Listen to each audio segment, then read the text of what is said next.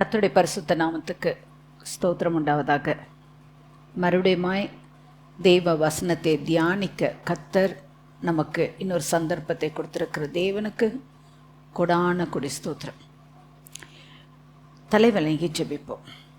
சர்வ வல்லமையுள்ள தேவனாகிய கர்த்தாவே, வானத்திலும் பூமியிலும் சகல அதிகாரங்களை உடையராக இருக்கிறவரே, உம்முடைய பாதத்தில் வந்து அப்பா நடக்க வேண்டிய வழியை எங்களுக்கு சொல்லித்தாங்கப்பா. நீங்கள் எழுதின உமது வேத வசனத்தை தியானிக்கும் போது பரிசுத்த ஆவியாகிய ஆண்டவர் எங்களுக்கு போதித்தரலாம். இதுக்குண்டான உள் ரகசியங்களை கண்டு எங்கள் வாழ்க்கை மாறணும். உமக்காக நாங்கள் கேட்குற ஒவ்வொருத்தருமே உம்முடைய பிள்ளைகளாகணும், உமக்கு உகந்தவர்களாக மாறணும், உமக்கு பிரியமான வழியில் நடக்கும். கர்த்தர் உதவி செய்யுங்க, ஆசீர்வதிங்க. இயேசு கிறிஸ்துவின் நாமத்தினாலே வேண்டிக் கொள்கிறேன் நல்ல தகப்பனே, ஆமேன். மறுபடியுமாய் ஸ்திரீகளுடைய பகுதியில் இன்னொரு தீர்க்கதரிசியை வேதத்தில் கூறப்பட்டிருக்கிற தீர்க்கதரிசியாகிய ஹுல்தா. இந்த ஸ்திரீ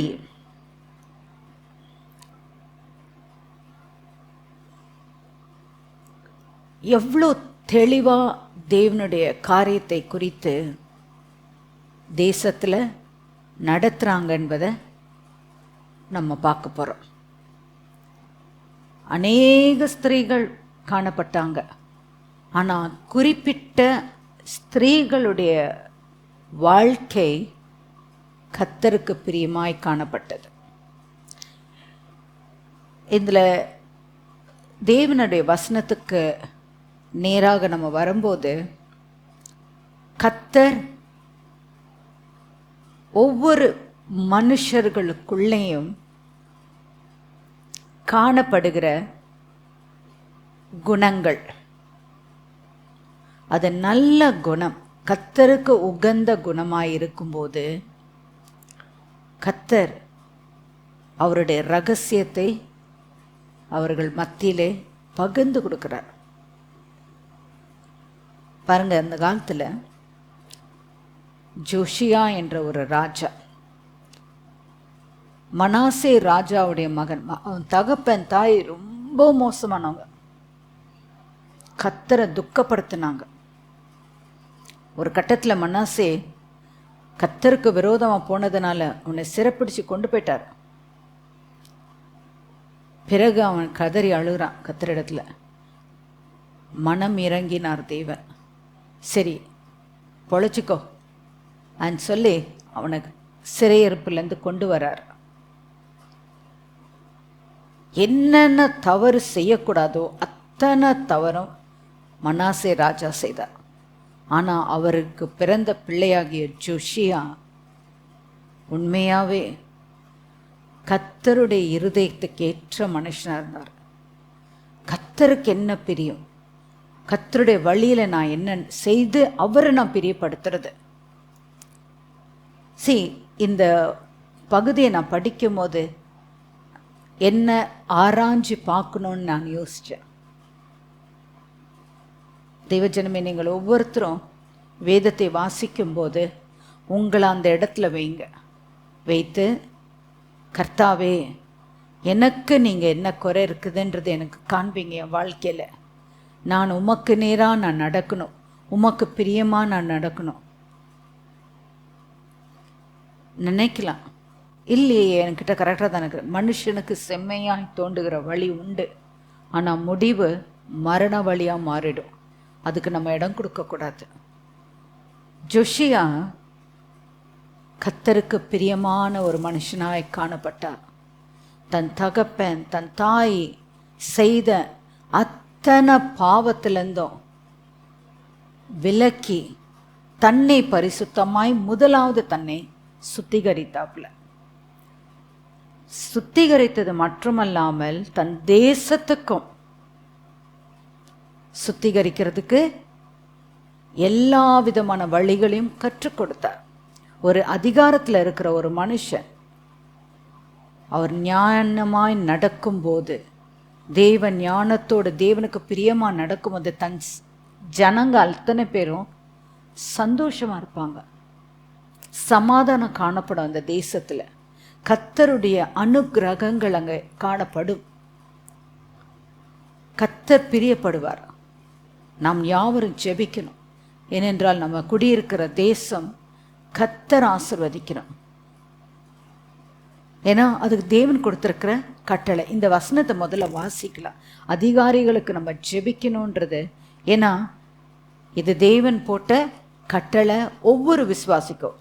1 தீமோத்தேயு 2ஆம் அதிகாரம் 1 to 7 வரை. 1 தீமோத்தேயு 2ஆம் அதிகாரம்.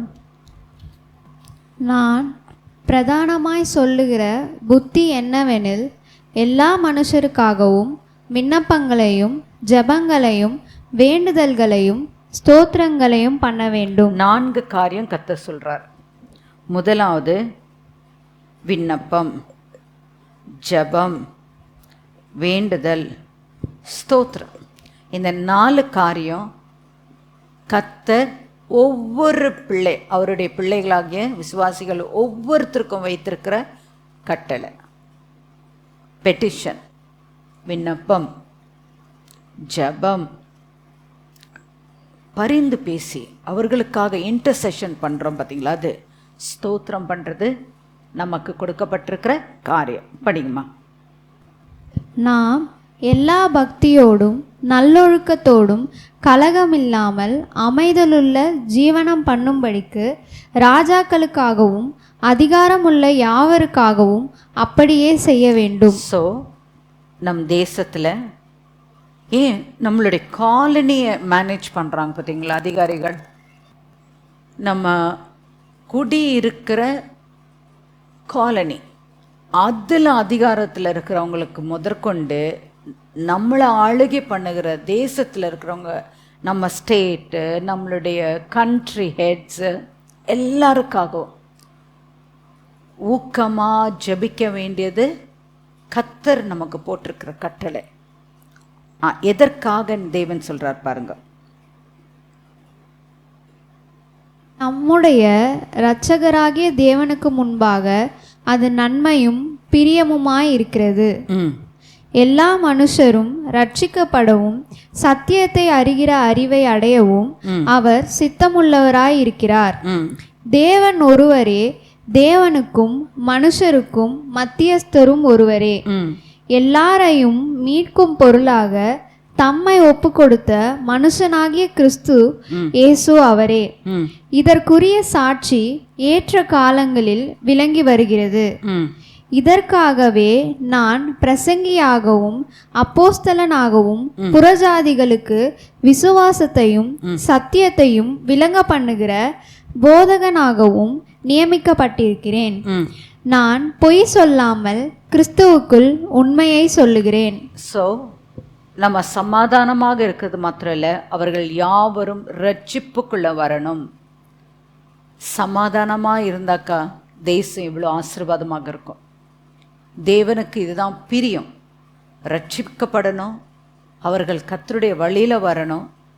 இதனால் நமக்கு கிடைக்கிற பலன் நமக்கு சமாதானம், நம்ம எல்லையில் சமாதானம். நம்ம ஆளுகள் நல்லா ஆடுறாங்கனாக்கா கர்த்தர் அவர்களோடு கூட இருந்து தேசத்தை நடத்துறதுக்கு அவர்களுக்கு போதிப்பார்.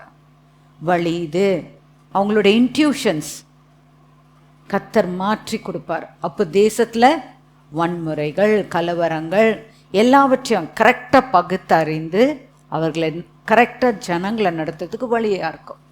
இங்கே கர்த்தர் புதிய ஏற்பாட்டில் நம்ம கொடுத்துருக்கிற வேத பகுதி. இப்போ இந்த ஹுல்தா என்ற தீர்க்கதரிசியை குறித்து நம்ம படிக்க போகிறோம். ஒரு தீர்க்கதரிசியாகிய இந்த ஸ்திரீ, தேசத்தில் அத்தனை ஜனங்க இருக்காங்க, ராஜ்யத்தில் அநேகர் இருக்காங்க.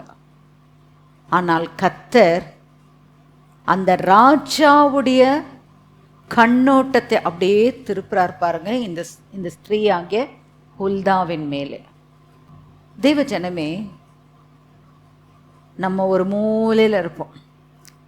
உலகத்துக்கு நாம் மறைந்து காணப்படுவோம். ஆனால் கர்த்தர் நம்மளை வெளிச்சத்தில் கொண்டு வந்து நிறுத்துறாருன்றதுக்கு ஒரு அடையாளம் தான் இந்த தீர்க்கதரிசியாகிய உல்தா. ஜோஷியா ராஜா தன் தகப்பன் செய்த அத்தனை பாவத்தையும் கண்டிப்பாக இந்த தேசத்தில் காணப்படக்கூடாது. அவருக்குள்ள இருக்கிற உணர்வு பாருங்க. அவங்க அப்பாவுடைய வழியில் அவரும் வந்திருக்கலாம்ல. எத்தனையோ இன்னைக்கு நம்ம சமுதாயத்தில் பார்க்குறோம், தகப்பன் தாய் எப்படி இருக்காங்களோ அதே மாதிரி தான் பிள்ளைகள் எல்லாம் வந்து சந்ததி வந்துட்டுருக்கு. ஆனாலும் அங்கே ஒரு நல்ல உள்ளம், இது தப்பு, இது தேவனுக்கு பிரியம் இல்லை, தேவன் அருவருக்கிற காரியம், அது என்ன கண்டாருன்றதை படிக்கலாமே. தேவனுக்கு கோபம் வர காரியம் என்ன? இந்த ராஜா தன்னுடைய அரண்ல ஏறுற வயது 8 வயசு. 22ஆம் அதிகாரம் 2 ராஜாக்கள் வசனத்துலேருந்து நம்ம வாசிக்க கேட்கும். இப்போது கர்த்தர் இவ்விதமாக இந்த ராஜாவை குறித்து தேவன் எழுதுகிறார். 2 ராஜாக்கள் 22ஆம் அதிகாரம் வசனத்திலிருந்து வாசிக்கலாம். யோசியா ராஜாவாகிற போது 8 வயதாயிருந்து 31 வருஷம் எருசலேமில் அரசாண்டான். எப்படிப்பா 8 வயசுக்கு உண்டான பிள்ளைக்கு இந்த ராஜ்யம் பாரம் பண்றதுக்கு அவருக்கு எப்படி வந்திருக்கும்னு பார்க்கலாம். போஸ்காத் ஊரான் ஆகிய அதாயாவின் குமாரத்தியான அவன் தாயின் பேர் எதிதாள். அவன் கர்த்தரின் பார்வைக்கு செம்மையானதை செய்து தன் தகப்பனாகிய தாவீதின் வழியிலெல்லாம் வலது இடது புறம் விலகாமல் நடந்தான். சோ இவர் யாரை பத்தி குறிப்பு சொல்றாரு? தாவீதாகிய தகப்பன்ன்றாரு. அதாவது அவனுடைய முன்னோர்கள், அவருடைய வழியில இந்த மனுஷன் வந்திருக்கிறார்.